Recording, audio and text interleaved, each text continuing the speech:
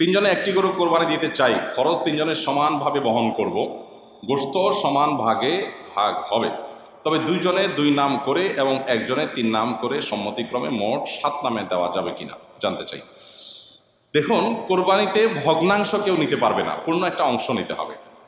এখানে কেউ ভগ্নাংশ নিচ্ছে না প্রশ্নের ক্ষেত্রে, কিন্তু একটা গরুতে সর্বোচ্চ 7 ভাগে দেওয়া যায়, 7 ভাগে দিতে বাধ্য না। এর মানে এই না যে 7 ভাগে দেওয়া যাবে। মানে যেভাবে স্টাইলে ধরছেন আমার তো মনে হচ্ছে রেকর্ড করছেন।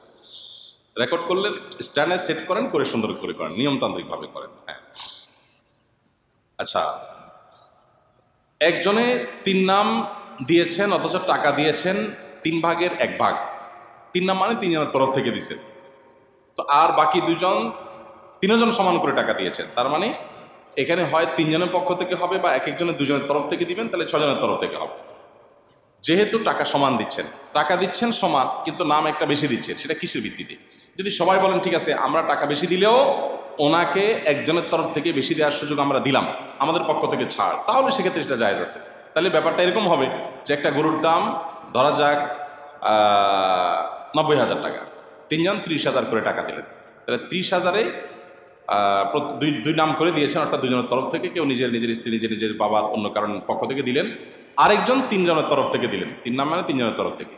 তো যে ব্যক্তি 3 জনের তরফ থেকে দিলেন তার তো 45,000 টাকা দেওয়ার কথা, কিন্তু দিয়েছেন 30,000 টাকা। তাহলে বাকি 15,000 টাকা যেটা তিনি দেন নাই, অবশিষ্ট 2 শরিক মিলে যদি বলেন ঠিক আছে আমরা দিয়ে দিয়েছি, ওইটাই ওখানে কাউন্ট করলাম, এটা তোমার জন্য গিফট, তোমার তরফ থেকে হলো, তাহলে জায়েজ হবে। আদারওয়াইজ এটা জায়েজ হবে না। অর্থাৎ টাকা সমান সমান দিলাম, কিন্তু আমি ভাগ বেশি নিলাম কম নিলাম, এটা করা যাবে।